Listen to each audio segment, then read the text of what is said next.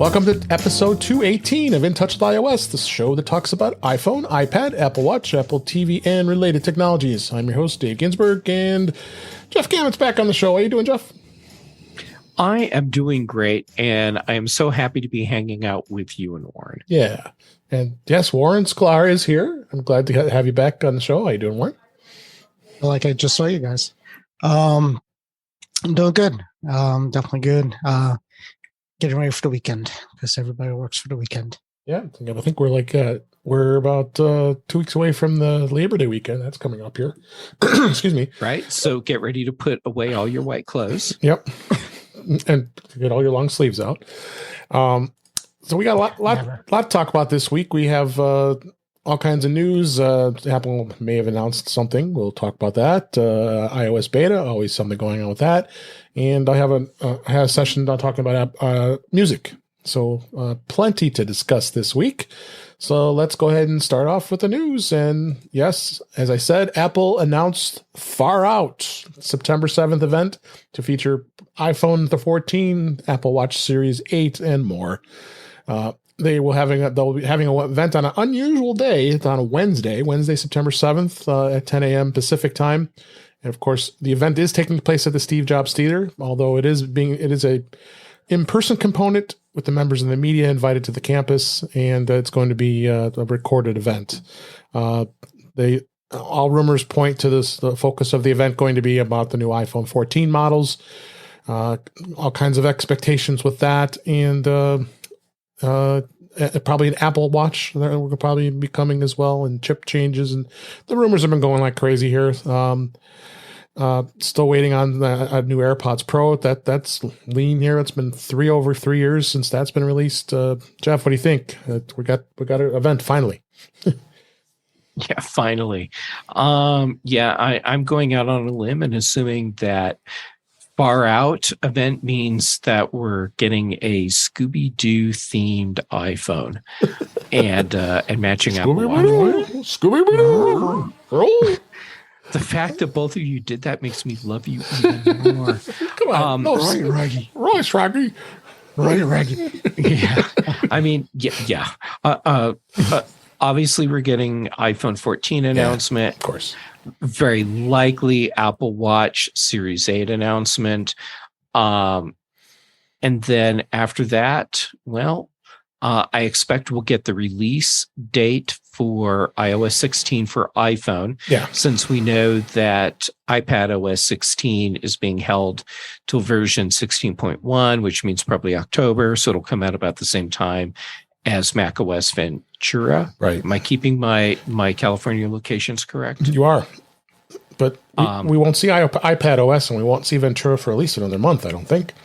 Yeah, I'm assuming those are coming in near the end of October. Yeah, for both and of we'll those. talk about beta here in just a minute, for sure. What do you think, Warren? I think this is going to be another, I guess, another event with Apple, but we all love it. Come on, we love it. We love it. The best part of it is Jeff already agreed to purchase my previous phone and watch. Agreed. And possibly, yeah. No, that's what I heard on Tuesday. What I heard is Dave is giving me his credit card to make that happen. And the AirPods possibly. What do you feel? What's your feeling about used AirPods? Yeah, no. It's like used underpants. It doesn't bother you at all, is what you're saying. It depends on the underpants. Yeah. No, exciting. I probably I should block my calendar that I could possibly miss it live, which kind of sucks. I'm actually going to take the whole week off, so I just happen to have it planned. This will be the first time I've missed. Oh, I know. I'm being so able to watch sad you're gonna a miss it. keynote live for a really long time. Same with me. I think Well, you got to work. I could plan that's what last time there was one. I planned my lunch around it, and it was just the hour because it was the last one with the airs that they did. And it wasn't that long. But the keynotes are generally longer than that, you think? What do you think? 2 hours for this guy? It'll probably go an hour and a half, I bet. Well, they put it on our calendars if we signed up. Yeah, but they never tell you how long it is. Yeah, but they put the time on there. How long did they block out? They blocked out 2 hours. All right. Yeah. So they've actually been pretty good at blocking out the correct amount of time recently. Yeah. I guess if it's been 2 hours the all last few things or so. So I might go for the extended. If I could get the lunch in, and then maybe like a second lunch, I could probably watch the show. Yeah, tell them you're Hobbit, and if they deny you lunch and second lunch, then you need to talk to HR. That's right. I'm looking good for the special event. I did get the email that I think everybody got. Right. Oh, okay. But I didn't go to the website to add it to my calendar, which I'm now going to do. Like we have to, like we don't have. Oh, we've already have it. I already had it blocked. Like, yeah, we already had it blocked. We don't have an inner circle of 150 people who is going to tell us that the thing's about to start. But Right. add it to your calendar. Yeah, but you got. Have either of you played with the AR gimmick that they're doing with this one? Mm-mm. I didn't. No. Was it something stars? Okay, so on your iPhone, go to Apple's website and then tap on the event, and when that comes up, then you have the graphic for the event. Tap on the graphic for the event, and then what it does is takes you into AR mode, where it opens up like a space vortex, I guess. In your living room. Wait, I'm on the app. I'm on the website. I'm on my phone. Yeah. So in mobile Safari. Yeah. Go to the website. Yeah. And hold on, I'm bringing it up. Okay. So at apple.com, scroll down to where it says Apple event and tap on the event, and then tap on the Apple logo in the event. Yeah. So it has like some kind of. I have no idea. Now, Warren, it'll be more difficult for you because you're sitting down. But if you can move around more easily, you can now walk into that vortex that comes up, and. Oh, I see. It just keeps wanting to add the. All right. This is not visual. Do you have pants? He has shorts. Let's go ahead and move on to another story while he's doing that. So otherwise, it'll be cutting into time here by the end of the show. Exactly. And next story, I texted you this earlier today, Jeff, is Apple will soon be sending payments for $95 million for refurbished device class action lawsuit. Apple last year agreed to pay the $95 million to settle an Apple Care-related lawsuit that accused the company of violating U.S. laws and regulations by providing customers with refurbished replacement devices instead of new devices when Apple Care repairs were required. And they go through all the mumbo jumbo, and according to your records, all that stuff. And yeah, I got the official email, and I am rich. I'm getting $14.15. I can't wait. I'm surprised I'm not getting my $14 out of this. I don't know. Yeah, well, I need to go look at the details because based on everything I've read, it sounds like I should be getting $14. I would think. You got your Facebook one? No, you didn't get your Facebook. That was Illinois. I forgot. That was just Illinois. Yeah. But yeah, so there is a lawsuit. I don't know. Did you get a notification about that, Warren? Nope. Because you probably never had a repair done. Maybe that's it. Warren doesn't hold devices that long. Yeah. I swear I've had repairs done on iPhones. Not often. The lawsuit I put in for was the slowdown gate with the battery gate, the slowdown thing. And remember, you could add as many phones as you had, so I added like 50 of them. I'll check. Is it too late to join us? Yeah, there's links there. You can check it out. To see if it is. We have a link in the show notes here of this article. There's some Mac rumors, but this has been ongoing for a little bit, for over a year now. So Apple agreed to it. Settles lawsuit. $14 is $14. Yeah, they settle lawsuit, admit no wrongdoing, and denies that refurbished devices were inferior to new devices. So that's. See, Jeff, do that, and you'll have $14 towards the purchase of my devices. That is right. Sweet. So you're selling me an iPhone 14 at a discount price. That's what I remember hearing. Yeah. Yeah, you get $14 off. That's what you're getting. Yeah. See, 14. That's what I hear. 14. Yeah. So Look for your money. Look for your money. Next story here. Apple seemingly preparing for devices with Bluetooth 5.2, which could hint at AirPods Pro with LE audio. Apple appears to be preparing for future devices with that Bluetooth 5.2 support, according to a filing in the Bluetooth SIG products database. Earlier this month, among other possibilities, this could serve as evidence of future AirPods Pro with the LE audio support. And Apple's filing references Bluetooth 5.3, a host subsystem that's likely intended for future products. However, in actuality, it's referring to 5.2. And Jeff, you being kind of the audiophile and knowing your DACs in Bluetooth, what do you think of this? I think this is something that needs to be done, and LE audio especially. Yeah, the bigger thing for me out of this isn't the audio quality boost, because, I mean, that can be a thing, not necessarily a thing. The bigger thing is improved versatility and better battery life. So, this addresses the issue that people complain about a lot, which is when I used wire headphones, I could put a splitter on my headphone jack and listen to the same music with a friend. And this enables Bluetooth to do that sort of thing as well.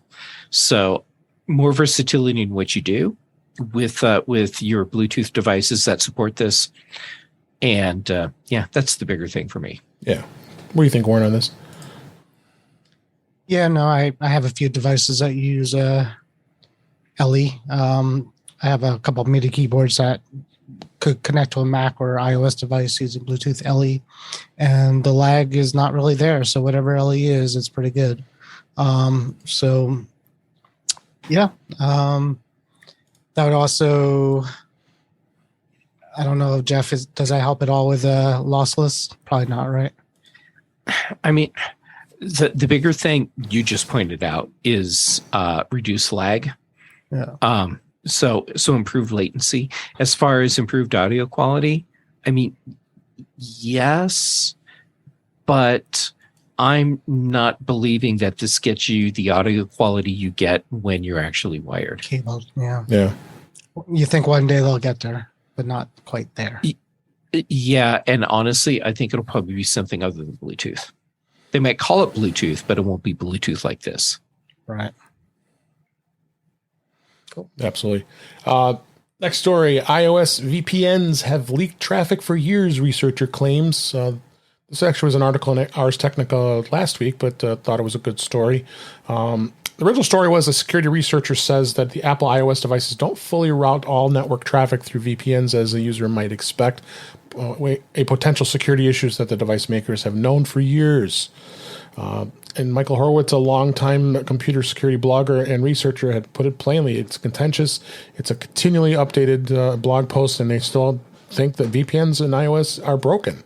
He says there was an update on the 18th of August of this year as we record. Proton founder and CEO Andy Yen said in a statement, the fact that this is still an issue is disappointing to say the least. We first notified Apple privately of this issue 2 years ago. Apple declined to fix the issue, which is why we disclosed the vulnerability to protect the public.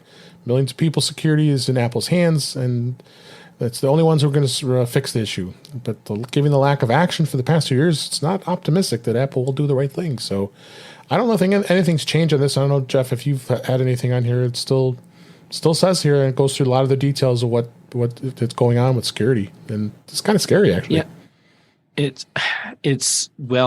disturbing. So Apple's fix, and I need to do air quotes, fix for the problem, was to add a new setting in the developer tools that's off by default. That should be on by default. Yeah.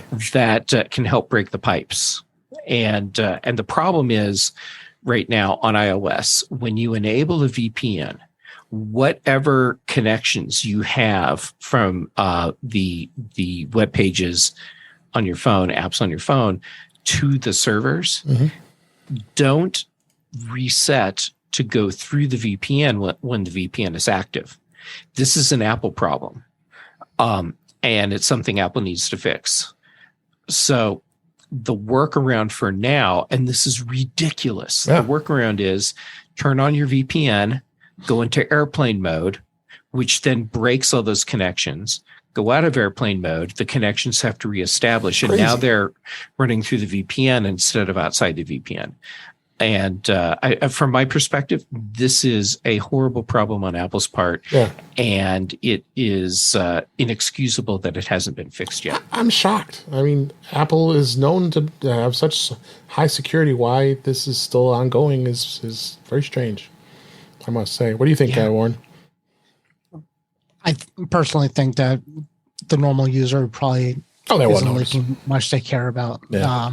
So, I mean, from what I read, Apple sort of has to allow some things on just to work in the device. And from what they're saying is nothing bad is going out. And I kind of believe that too. But I mean, things are going, it's leaking, sure, but it depends on what it's leaking. So that's going to be the issue. Well, my perspective is when you enable a VPN, doesn't matter what's leaking. If it's leaking, it's a problem because the purpose of a VPN is to take everything and put it in that secured tunnel.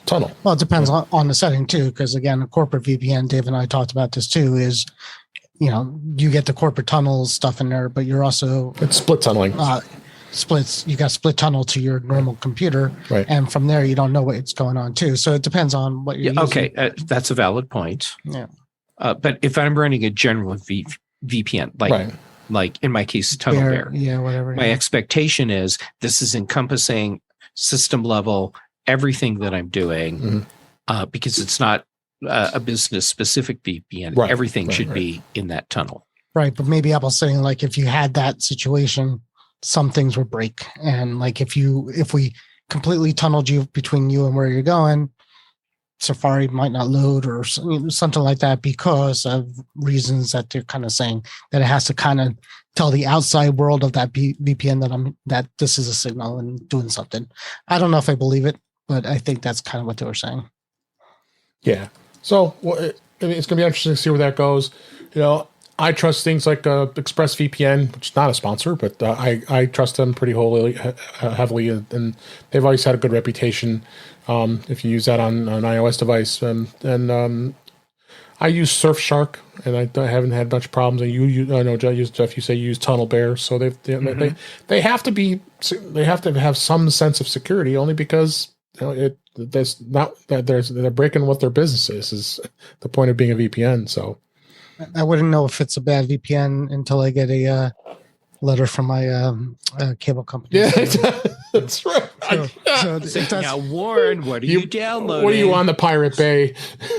So you got it. If your VPN, this is my standard. If the VPN is too weak to let Verizon know that I wasn't here, I was never here, then that's a problem. I'll admit, I forgot to turn it on, so I did get the email. I got it once. That's what I did it once. I got the letter. Yeah. And the wife yelled at me. I'm like, no, I know what I'm doing. That was a mistake. Oh, it was sent to her. That's even worse. No, I mean, I told her. Oh, okay. Okay. Yeah, I told her. All right. Because, I mean, it's a threat. They don't do anything. Yeah, I know. That's a whole nother discussion. Next story, Apple extends repair program for iPhone 12 models experiencing earpiece sound issues. Apple this is just past last week. They extended the service program for the iPhone 12 and the 12 Pro models experiencing earpiece related sound issues. Program now covers up to 3 years after the first retail sale of the device, compared to 2 years previously. According to Apple, it's like a 1 year extension. They launched this program in August of 2021, which is a year ago, as we record here, after the company determined that a very small percentage of 12 and 12 Pro devices may experience sound issues due to a component that might fail in the earpiece module. So good Apple's jumping on this, and there's plenty of iPhone 12 users. I believe you are one, right, Jeff? Yeah. And I want to take my iPhone into my local Apple store, and have them run a test on it and see if I qualify for fixes. Yeah. Sure. Not because I'm having a problem, although I may be having a problem. I just assume it's other people's AirPods. Yeah. Or their cellular connection, but I do have issues where I'm just losing audio, and I don't know if it's me or them. This is actually a specific problem I had. I had one come to me. I had a friend Oh, okay. with an iPhone 12 come to me, and this was before Apple said there was an issue with it. So she came to me, and it's like it's a weird problem because earpiece doesn't work with calls, but the speaker works with music, and that's what the symptoms were. So it's like, so what I do, I wiped the phone, I reset it, blah blah blah, did all this. Still, no matter what we did, we couldn't hear out the you couldn't hear phone calls out the speaker. You could through earbuds, but not the speaker. So I told her to go to Apple, and Apple had just that week because it was it just happened then. Did the service repair program, so she got a replacement. So they replaced the whole phone? I think so. Yeah, wow. At the time. Okay. I mean, again, consider when these things are new and they discover this problem. True. Right as they do that, there's a mob, so they probably do a lot more replacements than fixing, not to bog down the. That's true. People there. Next story, I thought this was important just as a public service announcement. For those of you who have a Plex account, Plex asks users to reset passwords following a data breach. The popular media platform Plex has asked them to change their passwords out of an abundance of caution after it was found a third party had gained access to one of their internal systems. This message was sent to all users. I received it. I think all three of us did, I assume. I did not receive it. Really? Oh my gosh. Really? And I even logged into my Plex account to see if I'd get a dialogue saying, "Oh, you have to reset your password." No, you don't get dialogue. They're asking you to do it. You're not. Well, right, but I haven't had anything force me to reset my password. I've had no emails telling me. You didn't get the actual letter from Plex. The email from. I did not get the letter from Plex. I did too. Yeah. Strange. Yeah. And I'm assuming both of you have 2FA turned on. No. I mean, at the time, I said, "What's the worst I could do is steal your movies, watch my movies." Yeah, they can watch my movies. Yeah, I do have 2FA turned on. Maybe that's the difference. I'm gonna go in there now, but I guess we do have our credit cards in there, right? Because we had to pay. Well, I paid for lifetime, so I don't have to worry about it anymore. Well, so did I, but I'm assuming that's what I'm worried about. I paid a one-time fee for it. Right. Yeah, and then the other story, real fast, was today. LastPass sent me something. Oh yeah, LastPass was I didn't even that came late after we started recording here. So yeah, but it was actually a weird one too because it was like LastPass is a whole other story. It was like in a basement environment in the corner of the basement or a developer area. Something might have happened, but we don't know. So don't do anything. LastPass is a whole other. Problem that company is going down fast, so they've really just abandoned everything within the consumer. Yeah, really? I'd missed this. LastPass developer systems hacked to steal source code. Yeah, but I mean, I have LastPass. I still don't have a problem. Agile Bits should send them a fruit basket. They should, because that's huge. It's always important. Anytime you get these emails, they take them seriously. It's I think the Plex issue is huger than the you definitely should take a look at that here. So, last story this week: Discover Card's offering 5% cashback on Apple Pay digital wallet purchases. Discover is going to offer a 5% cashback on purchases made with Apple Pay or other digital wallets in the upcoming holiday quarter. The card offer was announced on Wednesday. Additional 5% cashback purchases made on Amazon. The cardholders will also get 5% back when they buy stuff via digital wallets like Apple Pay, Google Pay, Samsung Pay, and Garmin Pay. However, they will also include a $10 statement credit for those making a purchase of at least $100 between October and December, and it gives you that cash back up to $85. But there's going to be a limit, $1,500. That's it. So, and this isn't for those who are listening in the UK. Unfortunately, you guys are out because I don't believe the Discover card is available in the UK. So it's not, as you should know, Warren. So I feel like I should sign up for a Discover card. Yeah. Well, Discover's always got some great cashbacks. I mean, right now they have it for PayPal. So anything I buy in PayPal, because I might have my PayPal account linked to my Discover card. So whenever I make a purchase through PayPal, it automatically bills to my Discover card. I get 5% back on every single purchase.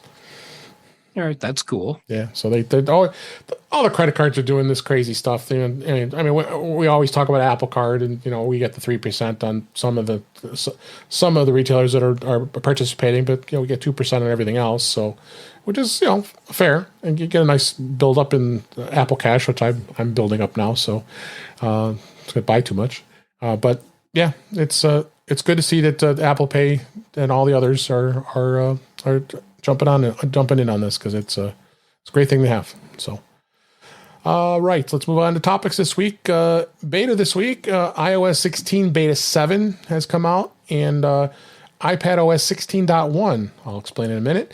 So they did introduce the two betas this week. Actually, it was 2 days ago as we record here, and what's happening is we have confirmation from Apple that iPad OS will not be released during the announcement. They're pushing it extra month, probably into October, and it's going to come out as iPad OS 16.1, which is now, that's what it's identified as in the beta right now. Available as far as in the developer area, as well as the public betas are out there as well. So they've been pretty consistent, and if you look at the build numbers, both build numbers are separate. They're different from iOS 16 to iPad OS, so they're completely different. Did you notice anything differences as far as updates there, Warren, on beta? No, it was 2 days ago that came, and then today was Mac. No, actually, I don't notice one bit of a difference, to be honest with you, of them. I think they're pretty solid. I think we're almost. I mean, I've noticed the past two betas have been speedier. That's what I've been hearing. Yes. Yep. Yeah. So that's a little bit. That's all I've really noticed. So that's good. And that usually, happens right before we come out. Yeah. Nothing really other than that. How about you, Jeff, with the iPad? As I said, there's another article we have here in the show notes that does confirm the delay of the launch. It'll come out at launch. It'll be at 16.1. I think a lot of it has to do with Stage Manager and some other things. I think that's the big thing. Yeah. Yeah. I noticed. Okay. So when I install a new update for beta, unless it's something that really bogs everything down, my iPad always seems faster afterwards, which makes sense because I've done a reboot. But it has stayed feeling faster over the past couple days after installing 16.1. And a problem that I was consistently having was that universal control would just stop working. And that hasn't been a problem since installing 16.1. Yeah. So that's good. So we're getting close. Got to 2 weeks before the announcement. So at least iOS will be out, and be interesting to see. watchOS 9 is out with developers as well. Interested to see if that does get. I would assume will get released at when they announce it with the pending new watch. They're saying they have much in the watchOS either. I don't know have you seen anything, Warren? I think new watch faces and sleep tracking features, different stages, and workout app has custom workouts and improvements for runners. So nothing really calling out. I talked about before the medication thing. The medication thing, yep. It pings me, and so I get a reminder now to take my medicines in the morning and night. That's really cool. That is cool. Which is cool. Yeah, so I get that. Other than that, just like the last few betas, a little peppier, I guess, in the watch, but it's hard to tell. But yeah, nothing different really with that. One rumor that did stand out, Mac rumors here, I got a link here, is the built-in iPhone wallet app will apparently be able to be deleted starting in iOS 16.1, as there was code that was found in iPad OS 16.1. I've been waiting for years for that. I know everybody's just wants to delete the wallet app. Chomping at the bit to delete. So those Apple Pay haters out there, you'll be able to completely delete the wallet. At least Don't even I want can to. only imagine that is Apple doing a strategic move to ward off potential lawsuits. Because Yeah, that's true. What other reason would Apple have for giving you the option to delete the wallet app? Do other? I mean, I don't know. It's Google Pay. Can you delete out the Google Pay app? I'm not sure. No, I don't know if you have to. I avoid Android actually, devices as much as I can. I think at one point you had to install it. It didn't come default. You had to install the Google Pay app for it. So, yeah, as you're saying, if I mean, for lawsuits, but if Google Pay and Google has it shipping, I don't know why Apple couldn't do it either. Yeah, it's weird. And we do know that iOS 16 is probably not going to have a few of these features right away. The Apple's free form app won't be in iOS 16. They said this from the start, so it's going to be arriving in a couple future updates. And another feature would be the support for Matter, which is it's already actually supported in iOS 15, but the beta of Matter for iOS 16 will fully support it, but when they release it. And contact integration for Game Center as well as SharePlay support for the Game Center will also be missing too. And we know all the stuff already on iPad OS, as we just mentioned, the Stage Manager and a number of other things that is happening. But that's how beta works. We got to test it. If it isn't ready for prime time, Apple's going to say, nope, we're not doing it.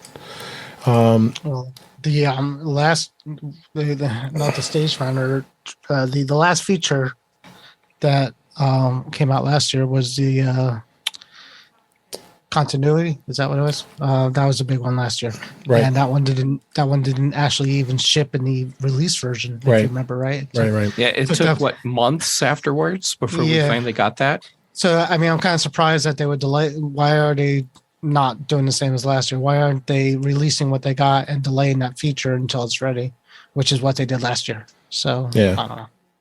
Yeah, absolutely. So check it out. tvOS. We've already talked about some of the things that are changing on that. Nothing really has changed. So we'll see that. And then I threw this in as a topic because I'm excited that Top Gun Maverick is now available to be purchased through Apple. Wait, already? Already. $19.99. It's yours. You own it forever. So I feel the need for speed. I purchased it. I don't need a $20 Need for Speed. I do. I love Top Gun. So it'll probably eventually stream on Paramount Plus, of course, because it's a Paramount movie. And I would say eventually it'll make it to other. So if people aren't patient or are patient that they can wait, then sure. I avoided not going to the theaters, so I'll have to get down to my surround sound system down on my home theater downstairs and get this thing cranking because I can't wait. Because I'd always, I don't know about you, Jeff, but I love the first movie. It was so good. I really enjoyed the original Top Gun. Yeah, it was my favorite. Did you like it, Warren? You like the first movie, right? Oh yeah, of course. Right. Yeah, and the Maverick was great. And this is. Well, did you already see it? Or did you went to the theater? Did you go see it? I saw it. Oh, okay. You're the only one here. The best part is when he slides down the hall in his shirt and underpants and does his dance before he goes out to try and recover the crystal statue. No, that's the first movie. That's Top Gun risky business. Oh, risky business. I know. Oh, I fell for that. So wait, you guys really haven't seen the movie? No, the new one. Not the new one. I haven't seen the new one yet. So why are you so excited about it? Why'd you buy it? Because I guess you want to. they've been hyping about it for the last 6 to 8 months. But do people buy? So buying do a people movie buy like movies this, that you haven't seen? That's a new concept because there's many. I've purchased movies that I haven't watched. I've done that, Warren. What if it's a terrible movie? It isn't. It's still cheaper than if I had gone to the theater. That's true. It will cost me with popcorn and everything else. Have to go to the theater. But but you leave the theater now that you bought it, you're stuck with a horrible movie that you're not going to like. Why'd I buy this? It's all right. It's all right. I've honestly never heard of anybody buying it before they've seen it. Plenty of people love a movie and they'll buy it, because if you've seen that. I've done that with several movies that I knew I wanted to watch, but only since the pandemic came out. or happened. I worked at a video store growing up, so this is not how we rolled. When when a new movie came out, we rented it for $1.99 and returned it. We didn't. We never bought anything. Yeah, like that either. yeah. Those are good times. Yeah. So what I would normally have done in the before times is go to the theater, watch the movie. If I liked it enough that I knew I would watch it multiple times, then I would buy the movie for streaming. Now what I've done since the pandemic hit, as soon as something says exclusively in theaters, I'm out. Yeah. And then how many movies you watch over and over again again that you need to buy it? I mean, it's still cheaper than if I went to the theater. Star Wars, Star Trek. But I've bought a lot of movies with the intent of watching them multiple times because I knew that I would do that. Right. I don't like I do have several movies in my library that I bought to watch one time because I wasn't going to go to the theater and it was cheaper than buying it or buying a ticket at the theater. Because the tickets are just outrageous at this point. So you can't get that into Plex, right? If you buy it from Apple, no, there's no way to get it in, even if you bought it. So like if you bought the DVD from Walmart for $20, you could get into Plex. Probably could somehow. Yes. Yeah. Well, we won't promote that. And actually, what I do is I look and see when is it available in which format, streaming or like DVD, and then what are the price differences, and how soon do I want to watch it, and then and I have picked up a few DVDs so that I could rip them and put them on my Plex and watch them that way. Mm-hmm. And then I have others that I bought that it's been a while since I bought one, but don't they still include a digital copy sometimes? I've seen that, like DVD and digital copy sometimes. So I don't know. Yeah, I don't know. Like Batman, not as often as they used to. Yeah, I had a couple that did that. Yeah. Yeah, it's a good movie. They all die in the end. Don't spoil it. The plane. And it was the butler that did it, right? Just picture Tom Cruise like in the front of an airplane with the windows off, smashed, and a whole bunch of people on the plane. And he's saying, "We're going down," and that was it. That was the end of the movie. And he's waving his cowboy hat, going. All right, let's. It's good. If the quality is good enough, you can see the gray hairs and the critters on his head. It should be. It's 4K. So I have a topic here I want to talk about. It was another session of my MacStock presentation last month. And it was about music. Before I do that, there was an interesting story here in 9 to 5 Google about the Apple Music 4.0 for Android. Not that I really talk about Android here. It is now in beta and with iOS 16 features and Apple Classical mention. It says ahead of the iOS 16 launch next month, Apple Music for Android has been updated. It's got the features to ensure that it's in parity with the version 4.0, which is currently in beta. They added 3 new features, which includes introducing favorites, your favorites, and listen now, and new music updates. Well, of course, Android, you're 5 behind. So why? You should have an iPhone. So I have a slightly different take on that. Yeah. Which is, if Apple is going to offer their services on other platforms, they need to make it a premium experience. Agree. And they do. I've tried it, and they do. Yeah.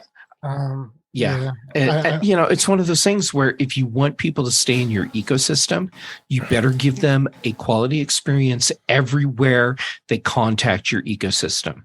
And if that is iTunes or Apple Music on an Android device, it better be a damn good experience. Absolutely. Yeah, but they still haven't learned with iTunes on Windows is still a hot mess. Yeah, so. iTunes on Windows is a great selling point for using Windows all the time instead of a Mac. Right. Nope, I agree. So I don't think anybody's listening to this has an Android here, but they might be. So it is available. But they probably know someone who does. You might know somebody, so let them know. I got one sitting right here on my desk. Oh, I have it on my desk too, but I don't think we have to talk about it. Well, don't say nobody on this show has an Android. Yeah, so I have one. Some people do. I have a Fire tablet sitting. Oh yeah, I mean I have a Pixel 2 XL that I've never used, so. I have 2 Androids. Yeah. Well, because we're IT guys, we have to know. That's why we have to have one. Exactly. For science. That's it. So I talked about podcasts and I talk about streaming services in the last couple episodes. This week, I wanted to talk a little bit about music services and how to choose a music service. I really narrowed it down to about the top 6 different services that are out there right now. Apple Music, which we just talked about, which is great. Then there's Spotify. Then there's YouTube Music, which is becoming a big thing. We did talk about last week. They are now going to be offering podcasts as a feature, so that you can actually find podcasts on the YouTube service. But it might get incorporated with YouTube Music, so it'll be interesting to see where that goes. Amazon Music is very popular, and SiriusXM. I mean, for those of you who have subscribers to SiriusXM, it's a massive amount of music choices there as an option. And then Pandora, which is actually owned by SiriusXM now. So, and Pandora always had a good AI of looking for music here. So, it's something that was really a lot of choices here. So, I guess what's the best service and which one do you really choose? Because it's just there's so many different choices out there. Many of the services, some of the services have a free trial.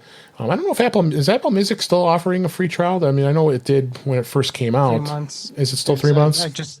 And I think Best Buy, you could actually just walk in and say I want it, and they'll give it to you. Yeah, so you have that. So if you start a free trial, like I said, to see if you like it, because of all the ones I mentioned, you can try that. I believe Apple YouTube Music will do that because YouTube TV lets you do a trial. Spotify does have a free tier, so if you decide, I'll go with Spotify and just it's free. It does have ads, so you'll have to you'll definitely have to see that. But they tend to offer pretty much the same music. I think most of these days, I'm thinking back, many of the services, some didn't have contracts with others with music distribution, so it really varied. But these days, they do pretty much have the same music. So if you want whichever you choose, really you're going to get a good experience for the most part. When you look at a streaming service like SiriusXM for music, I mean, they have besides all the different channels they have for besides music, they always have politics and sports and all that stuff. It is streamable through the streaming app, and the streaming app does work with CarPlay. Or many of you, I do, have a satellite radio in your car and are still using that. So those are some of the top things of what's going on with music these days with the streaming services. There are other streamers out there too, though. You have streamers like iHeartRadio, Odyssey, which is formerly CBS Networks. They have just incredible amounts of music choices. I mean, you have 80s and 90s, and they have all these channels that you can go and listen to the music here that offer free music. And sometimes they have ads, and I think actually all both those tend to have ads. Pandora has a lot of does offer free music, but they do have ads. But I think Pandora is a better experience in the sense that with the AI and understanding how you listen and what you pick, that you do thumbs up, thumbs down, and all that stuff, and creating stations for specific and artists that you like.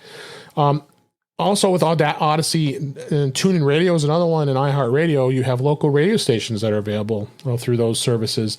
And all three of those are working together. Odyssey kind of keeps the CBS stations locally. But there's still a lot of good music stations, and there's news stations that you can listen to through those as well. So it's definitely something that you have to think about when it comes to the choices here. So I think all three of us have Apple Music. Have any of you dabbled into any of the other services I mentioned here? All of them, I think, at one point. Except for Sirius, maybe. I haven't used Sirius either. So I mean, I'll make a quick point on it. My only point is there's two types of things that you're describing, and one is like a radio station based on your taste, and I think they all kind of do the same with that. I think the free ones aren't quite as good still, but with the ads are terrible. Yeah, they can be. And then with the other part of it is, hey, music service, play this exact song, right? Or hey, music service, play this new exact album. And at that point, you're really looking at anything paid because nothing free is ever going to do that. So you're going to get Apple Music. I think Spotify Premium will let you do that. Mhm. Amazon Music sometimes will, but a lot of times they'll say, you could get Amazon Music. I forget what they call it, but they're plus. They have a they have a version of a higher tier, right? If you don't get the artist you want, and I don't think any of the other ones have that where you could just say, "Hey, music thing, play this exact song by this person." I think Apple Music you can. It sometimes has been a challenge. No, Apple Music. No, that's one of them. So Apple Music does it. Spotify, right? Maybe Pandora, and Amazon Music. Yeah, Amazon Music. Amazon Music, Music and will do it. And Google Music. Okay, but the other ones are more like radio stations, right? They're basically right. Sirius and iHeart, Audacity, Pandora.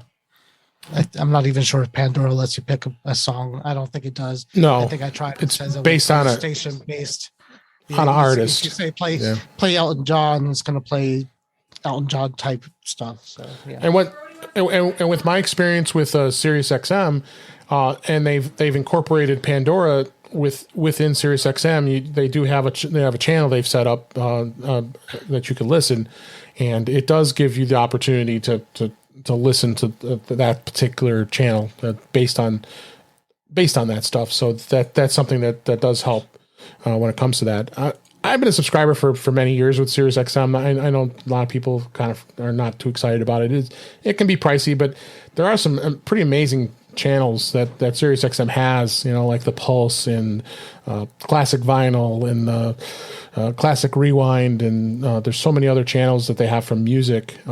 If you like Howard Stern, obviously you can get that part of it, as far as, and then politics and a lot of other things too. But I had a free trial 7 years ago. Yeah, they're still sending me letters and emails. Oh yeah, we could extend your trial. But we do we say $80? Now we're saying $50. It's $50. Yeah, you can pay $50 now for it. I don't even have a car that I could. Oh yeah, because your Tesla is not going to have SiriusXM. The car I had 7 years ago had that feature, and now I guess you could get on. You get online. So. But yeah, Warren, my SiriusXM experience was getting letters in the mail saying, "Hey, we want to extend your free trial." That's what I'm saying. Yeah, and I'm like, I don't think I actually have any devices that support this. And it turns out, no, my Prius had SiriusXM support. But I had no idea, and I never turned it on.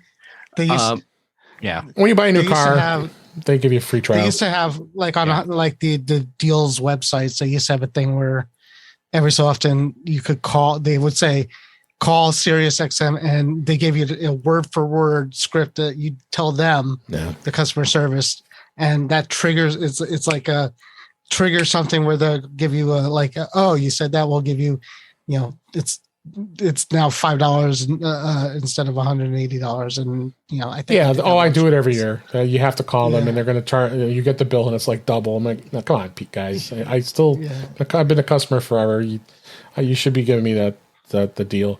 But I mean, I think a lot. I like Howard Stern. Yeah, I mean, he's fun to listen to, and the music channels are I think they're great, because I have gone to listen to a lot of them over the years, and they have Road Trip Radio, they have a dedicated Beatles channel, they have the Bridge, for our friend Dave Hamilton, he's got a Fish channel, so you can listen to Fish all the time.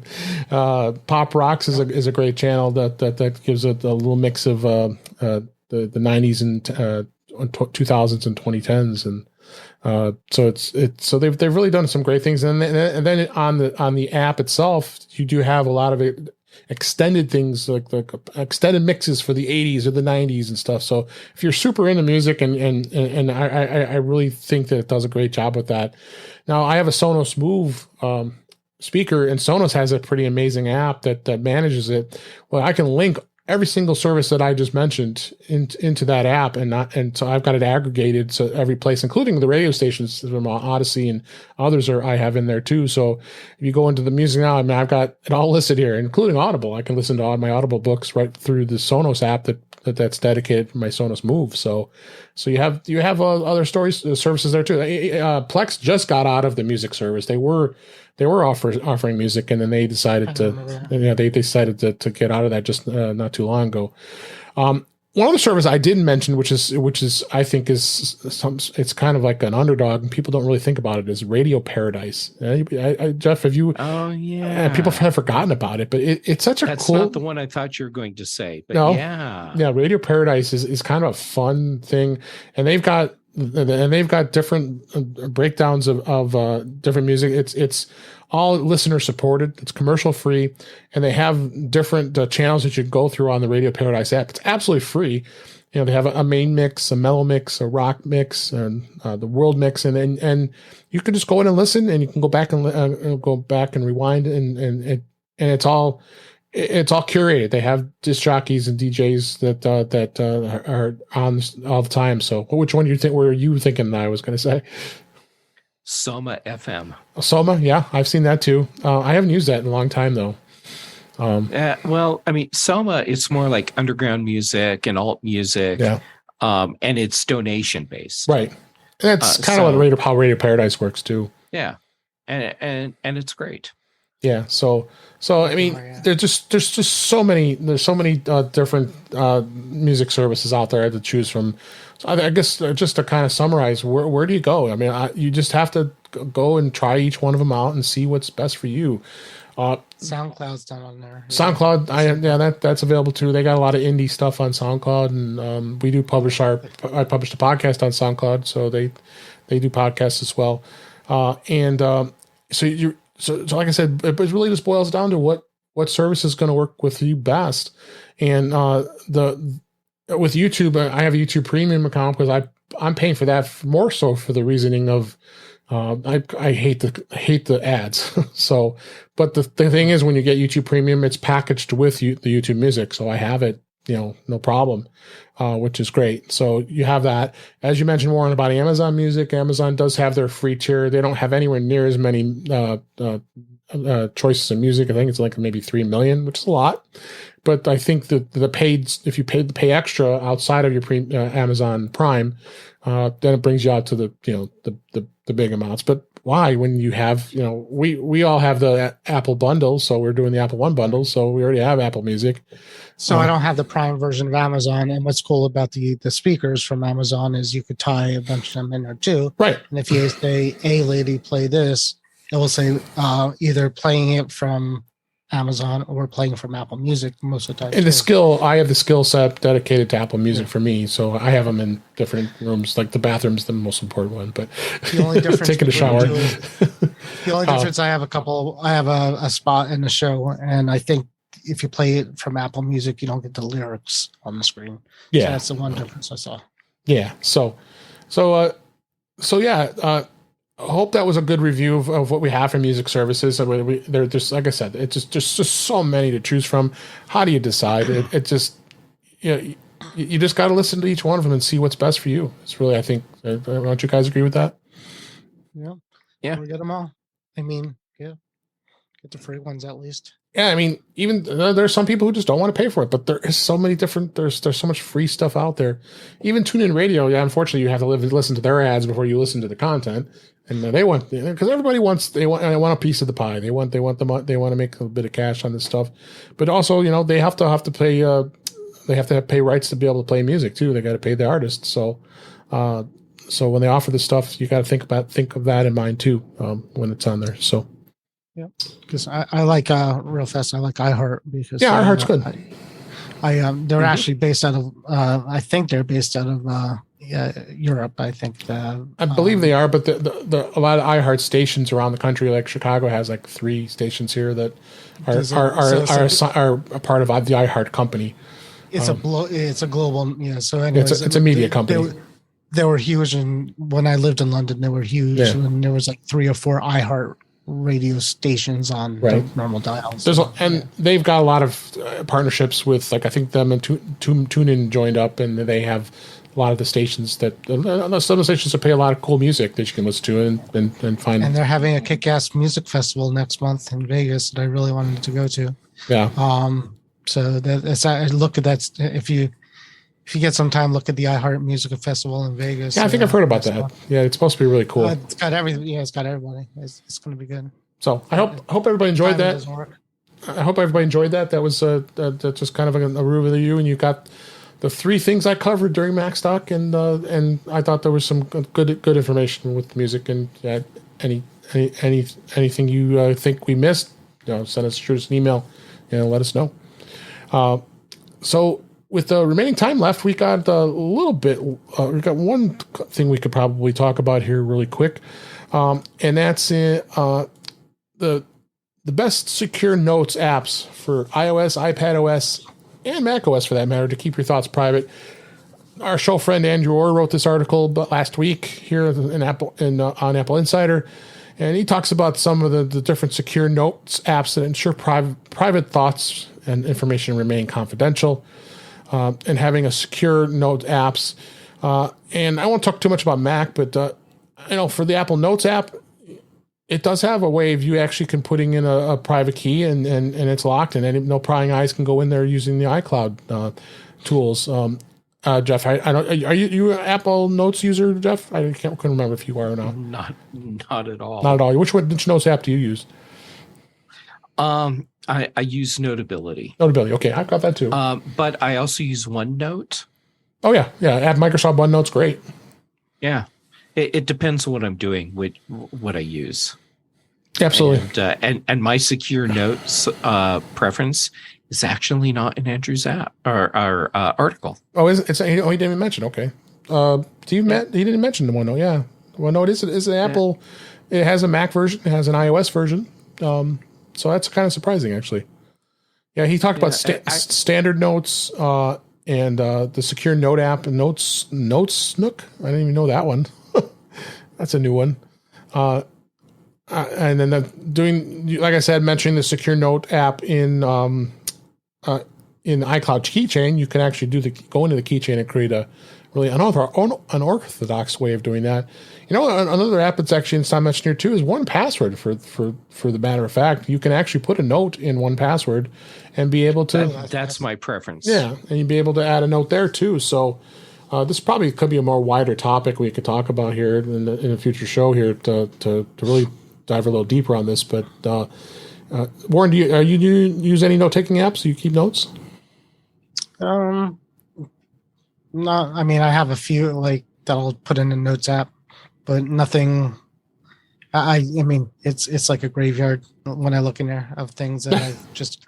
Most of it's just where I parked. I've just gotten so all in on Apple Notes. I can't stop using it. I keep notes here for this show, and I haven't had really much of a need for secure notes, but I think 1Password's probably my favorite place to keep a super secure note. If it's a particular password or a code or something like that, bank account information, those kinds of notes. Yeah. I found for me, notes tend to be very transient, or they're something that I need to keep and it needs to be secure. So that means 1Password for the stuff that needs to be secure, Tot for everything that's going to be transient, and then everything else. Like if I'm taking notes at an event, that's probably Notability. And if I need to keep track of notes for, say, like a conference I'm going to, all of the notes related to the conference will end up in OneNote. Yeah, that makes total sense. So, but maybe we go deeper on this. I think we talked about this in the past, but it's always a good refresher because there's just so many note taking apps out there. Honestly, I mean, especially on the iPad. With GoodNotes and Notability and so many others, and OneNote for that matter. And the OneNote's free with Microsoft, which is surprising. I mean, other than if you want to sync it, it's really good. It is impressive, and I use it for work. I mean, because we use OneNote obviously on our Windows machines, but I'm using it on my Mac too. So yep. I do that, and it syncs well. Yeah, it syncs really well, and syncs with OneDrive and on the Microsoft side if you have OneDrive account. So it's had its bumps in the road. I'll have to say, dealing with the database, the way the OneNote works, and my past experience, I'm sure Warren can attest to that too. With Windows, it was god awful, and then once you started using OneDrive, it made a huge thing. The .one file that and that people would be backing up their notes, and they would have thousands and thousands of notes, and they wonder why it keeps crashing and doesn't sync. So I just open text edit and put what I need in there and close it out, and I'm done. Yeah, when I'm done with it. You're out of control, Warren. You are. I mean, how many notes do you need to keep forever? I don't know. I can't think of one note that I need to keep longer than a week, maybe. Yeah, but You sound like a great candidate for tot. Is that a fruit?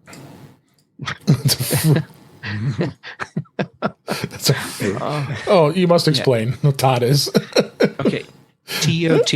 It's from Icon Factory, Okay. and it's an app that's designed for notes that are going to be transient. And on your Mac, it lives in your menu bar, and you have, I want to say it's like 7 notes that are there. Mm-hmm. And so you can just put whatever you want into each of these notes. And then on your iPhone or iPad, of course, they're all there too. So you have a place to keep all that transient information, and it is stunningly useful. It's called TOT. TOT. And it's one of those things when they announced it, I thought, well, that's interesting. And then I downloaded it when it came out and tried it out, and immediate was like, I don't care it's not how free. long the trial period is. I need free. to give you money now. All right. Yeah, I agree. Yeah, I mean, looks good, but text edit is free. But whatever. No. I'll look at it. No, right. Hey, yeah, we'll check it out. Let's all right. So great show this week. Thank you guys, and let's go ahead and wrap it up for this week. That's a wrap for this week. Please send your questions and suggestions to our email address, feedback@intouchwithios.com. You can follow us on Twitter @intouchwithios. Support the show by buying me a coffee at intouchwithios.com/coffee, where Steve D did a nice donation and supported the show this past week. We really appreciate it, Steve, and shout out to you for supporting the show. I'm glad you are enjoying listening to our show and learning things from us. We really appreciate it. You also can follow us on Twitter @intouchwithios. You can become a patron of the show by going to patreon.com/intouchwithios. We have 2 tiers available to support the show. We would really appreciate it. Make sure you like, share, and subscribe so you are notified when we are live streaming, which is usually on Thursday nights at 8 p.m. Eastern, 5 p.m. Pacific, on our YouTube channel, which is youtube.com/intouchwithios, where we post all the shows there as well as the audio shows. And since YouTube's becoming a podcast platform, you'll be able to listen to the show and you always have. So check that out. You also can visit our In Touch with iOS magazine on Flipboard, where many of the topics that we discuss, including the ones that we did today, are flipped into that magazine. A lot of people enjoy reading that, so check that out. The link is in our show notes. You can subscribe to the show in your favorite podcatcher, including Mimir, Pocket Pass, Overcast, and many others. But better yet, go to our website at intouchwithios.com, where all the links to all the ways to listen to us are there. I am Dave Ginsburg, and you can find me on Twitter at DaveG65. Jeff Gamet, as always, such a thrill to have you here. Where can people find you? Well, first, it's awesome to get to hang out with you and Warren. It's always a high point of my week. Yeah, me too. So you can find me on Twitter and Instagram and YouTube, JGamet on all those places. And most Tuesdays, Mac Voices Live. Here Thursdays with the two of you. Also on Thursdays, the Big Show. Then on Fridays, the Mac Show. And also the Context Machine with Brian Chaffin. Great. That's a great show. Warren, where can people... It's a lot of fun. Thank you always for being here, Warren. We appreciate it. And where can people find you? Facebook group, Mac to the Future. mostly with you guys, but Jeff, the feeling is super mutual. It's always fun and a pleasure. It's good conversations, and it's what it's all about. So absolutely, it looks like Mac the Future's always had some great conversations. Have been good. You get a lot of help, and always witty responses from Warren. So go check that out. Witty but insightful, and informative. That's very good. The heart of Back to the Future. He is. There's a very you have to understand sarcasm a little bit, and once you're there, it's good. So. It's all good. Thanks. Appreciate it, Warren. And thank you for listening. We hope you enjoyed the show. We enjoyed doing it. And we'll talk again soon.